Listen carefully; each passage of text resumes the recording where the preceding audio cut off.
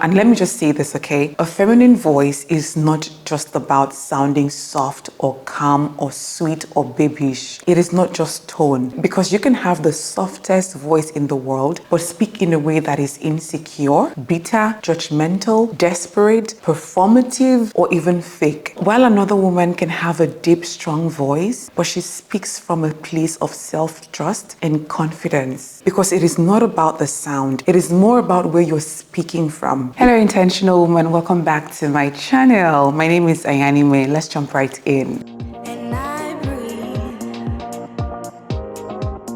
So in two previous videos, I shared tips on how to speak softly, feminine, elegantly, and eloquently. And they both went viral. The ladies loved it, but today we're doing something different. Today we're looking at some of the reasons why you struggle to sound soft, feminine, calm, or even confident. And this is because there are little ways trauma shows up in the way you speak. But once you understand why you speak the way you do, it becomes so much easier to apply all the voice tips I've shared in those two videos, which I'll link in the description, and even the ones I'll share in this video. And like I've always said, self-awareness is a superpower. So the very first way trauma shows up in the way you speak and causes you to struggle is that you speak really fast. The more I work with women, the more I've realized that a lot of people don't speak fast because it's just how they are. There's often trauma sitting underneath it. Most times, you grew up being dismissed, silenced, interrupted, constantly told to get to the point or that you talk too much. So now you rush your words. You try to squeeze your thoughts into as little time as possible, almost like you're afraid the person will sigh, zone out, or just shut you down. I have seen this happen over and over. I've sat with women who speak so fast that I've had to say, slow down, okay? I'm here. I'm not going anywhere. I'm listening to you. Talk to me. And when I say that, something shifts, right? They pause, they breathe, they feel safe, and then they start to speak more softly, more calmly. So if this sounds like you, if you speak really fast, pause and ask yourself, when did I learn that I had to rush? You may be surprised how far back it goes. So now what can you do? Well, you need to rewire your brain to understand that it is okay to take your time, that people will actually listen and even understand you better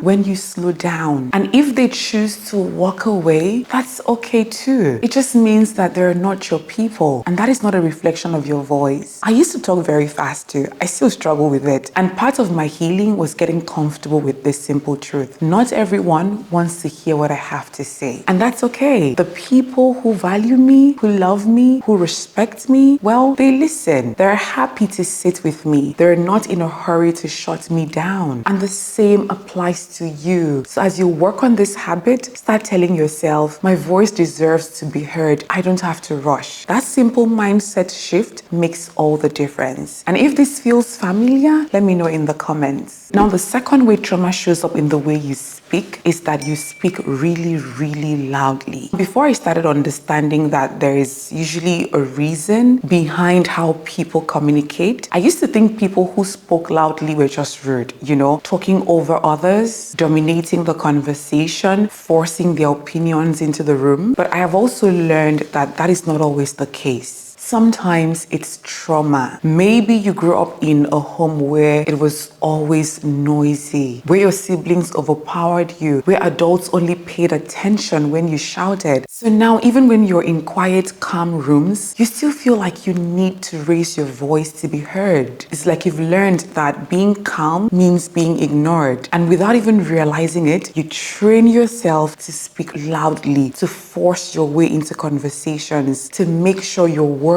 don't get lost, that they are heard. But here's the thing, just because you're loud doesn't mean people are actually listening. If you walk into a room and start yelling, most people are not thinking, wow, what a powerful woman. They are thinking, why is she shouting? I have had moments where someone raised their voice at me, and my first response wasn't to listen. It was to shrink or shut down. And outside that, just speaking loudly is so irritating to people because they are sort of so focused on the volume volume of your voice, they're likely not paying that much attention to the content of the message because the message gets lost in the volume. So what can you do? Start speaking differently when you are in certain rooms. I have been in chaotic spaces, loud meetings, heated debates, and you know who commands the most respect? The one who doesn't rush to outscream the other person, but who waits for a moment of quiet and then say with calm confidence, I have something to say. And then they start to say it. That's usually the person people listen to. And every time I say it, I am so impressed. So impressed that I have started doing that too, because there is a certain elegance, a certain quiet power in choosing calm over chaos. And this works whether you're with your partner, in a team meeting, or just speaking up in a group chat. Calm always carries more weight than chaos. So here's your reminder, okay? You do not need to shout to be taken seriously. You do not have to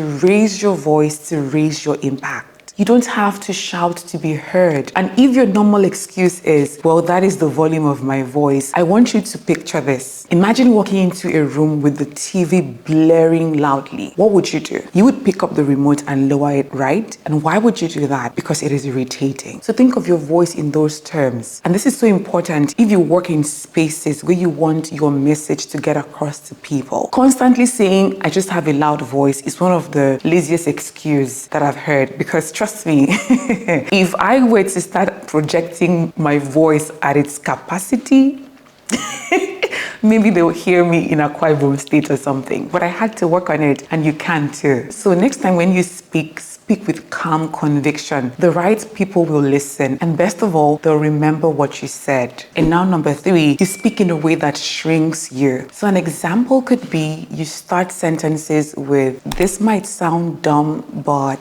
Or you say something and then add, does that make sense? And not in a confident, clear way where you genuinely want to check for understanding, but in that insecure tone, does that make sense? Almost like you're asking for permission to have said anything at all. Or you even say things like, I don't know, Sha, just my opinion. You edit your opinion and water it down again and again. Not because you're unsure, oh no. 9 times out of 10, it is because someone somewhere told you that you're too much. They said you know too much, you talk too much, you're too confident, you always have an opinion, you're too sure of yourself. So now you shrink first. Before anyone gets the chance to shrink you, you make yourself small before anyone can call you out for being big. But let me tell you something. There is a certain confidence that comes from knowing you don't need to apologize for having something to say, because you are allowed to speak. You're allowed to be brilliant. You are allowed to be intelligent. You're allowed to say, here's what I think, and leave it at that, without wrapping it in 10 layers of I could be wrong and don't mind me. If I didn't work through this for myself, this brand would not exist. This channel will not exist, because I used to hear it all the time. You talk too much. You think you know everything. You talk like you're better than others. But I had to keep reminding myself that I am allowed to be intelligent, I am allowed to be confident, and I am allowed to be bold. So next time you want to speak, speak. Don't shrink. There is space for your voice to be heard. Number 4 is so common, you can't even believe it.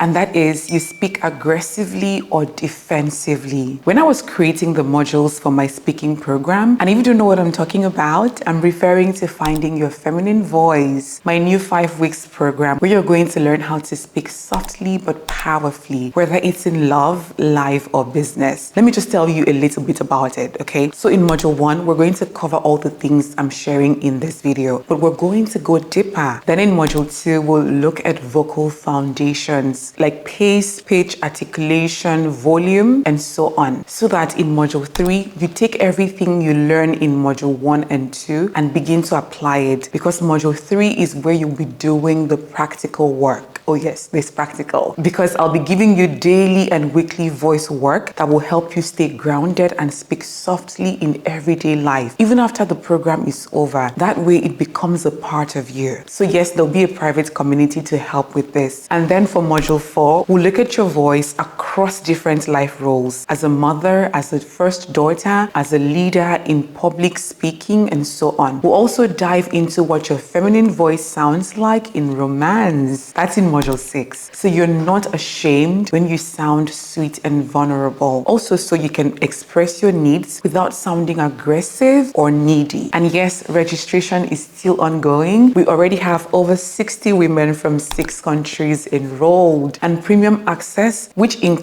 3 live coaching calls with me, closes on the 10th of August. Thankfully, standard access is opening right after that. So if you miss premium access, you have access to that one too. The program itself kicks off September 1st. So if your voice is something you've always wanted to work on, this is your invitation to join us. So hurry, okay? I'll leave the link in the description and in a pinned comment. All right, so as I was creating the modules, I had to step back and ask myself, why do people speak aggressively and defensively? Because I have this personal mantra, right? Curiosity over judgment. I believe that when you're curious about why people speak the way they speak or do the things they do, it creates space for empathy. It helps you understand them better. And from that curiosity, I started doing my research, and then I came to realize that a lot of people who speak aggressively or defensively are not trying to be rude. A lot of them just grew up constantly being blamed. And that was when I understood why before now I was so aggressive and defensive in the way I spoke. It was such an aha moment for me because I was always getting blamed. It wasn't that my parents would blame me. Oh no, it was outsiders. I'm sure some of you can relate to this. You know, the aunties, the uncles, the family friends. I was the black sheep of the family, okay? So if something happened to their daughter, they would somehow,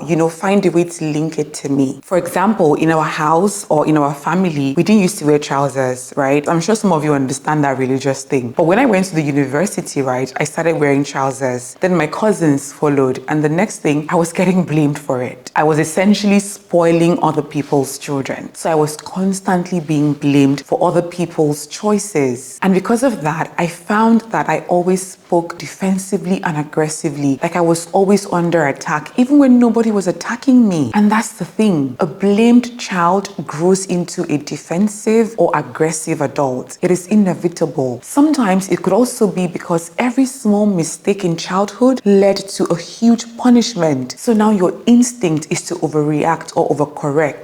For me, that would manifest by my whole body locking up tight, and I would go into fight mode because I must explain, defend, and justify myself. I am telling you, the more you listen to your body, the more you realize how it reacts to these little things. So what can you do? You must remind yourself that when people speak to you, they're just using words, and those words only have as much power as you allow them to have. And sometimes when you're not busy defending yourself and you actually listen, you realize, oh, this is not an attack. This is actually helpful feedback. And that has happened to me several times, especially in my career and as I have been building this brand. So if you're used to speaking aggressively or defensively, you need to start reminding yourself of this. Not everybody is attacking me. Not everybody is blaming me. And even when someone is attacking or blaming you, you can defend yourself calmly. You can say, no, that is not true. I did not do this, without fighting or becoming aggressive or disrespectful. And finally, number 5, this one is so heartbreaking. You don't speak at all. Not because you don't have anything to say, but because maybe you were mocked for the way you spoke, your accent, your tone, your ideas. Maybe someone told you you sound too local, or you're too emotional, or you're not polished enough. And the saddest thing about not speaking at all is that a lot of the trauma we talked about in number 1 to 4 can manifest here too, because you can either choose to speak aggressively or not speak at all. You can choose to speak too fast or not speak at all. You can even choose to speak too loud or again not speak at all. And for those who chose silence, trust me, I get it. I know that it is not just silence, it is self-protection, where you're essentially saying to yourself, I don't want anyone to laugh at me, so I'm not going to say anything. And sometimes not speaking at all also shows up as overthinking, where you over edit and second guess everything you want to say say because someone once told you you don't sound intelligent, right? So now before you say anything, you sort of spend so much time polishing it that you lose the heart of what you were trying to say in the first place. It is a lot to carry. So what can you do? Because I'm all about practical tips. This one honestly has to come from a very personal place. It has to be a choice, a decision to say, you know what?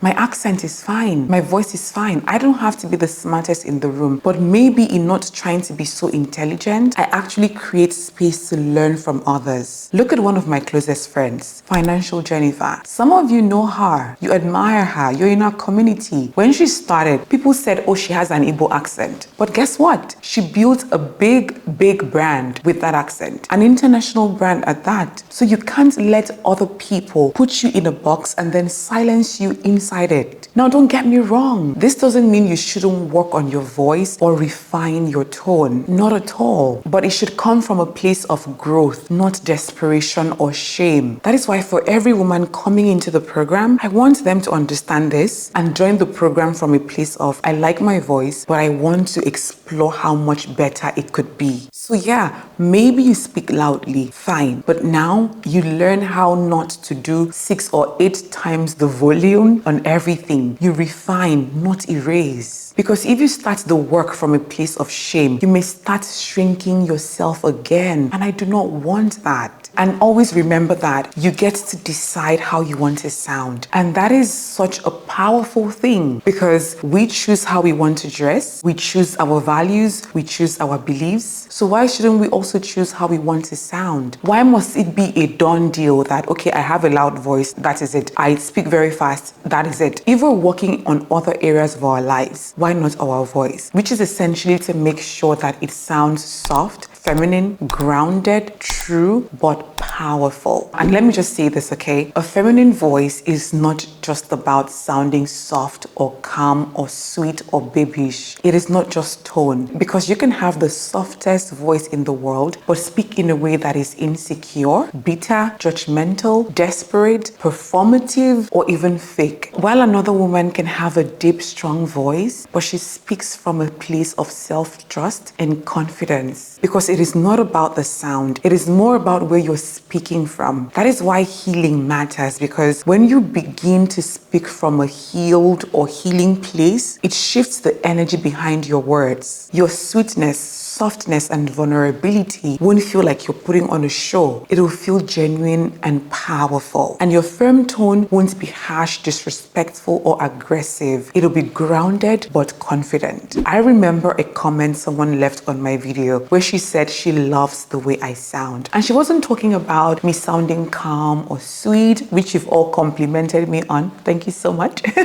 She was saying that I sound healed and that is why she loves watching my videos, because when she watches YouTube videos, she can guess people who believe what they say and are doing the work and the people who just talk for views. That is how powerful your voice is. So can you imagine refining it so that whether you're at work, whether it's in your love life, with your family, with your friends, it captures your very essence, the essence of the woman you're becoming, the woman you know you are, not the one trauma told you you are. This is what is at the heart of why I created the Finding Your Feminine Voice program. It is beyond voice work and speaking. It is healing through your voice. I want more women to feel what it's like to speak from a grounded, wholesome place. A place filled with calmness and self-trust. And that is what I help you do inside the 5 weeks program. And I know I'll be seeing you inside. And that's it for today's video. I'd love to hear your thoughts. Which of these resonated deeply with you? Which of them felt familiar? Let me know in the comments. Don't forget to like the video, subscribe to the channel if you haven't, because on this channel I share content that helps you level up and grow into the best version of yourself for yourself. Trust me, you will love it here. As always, be kind to yourself, and I'll see you in the next video.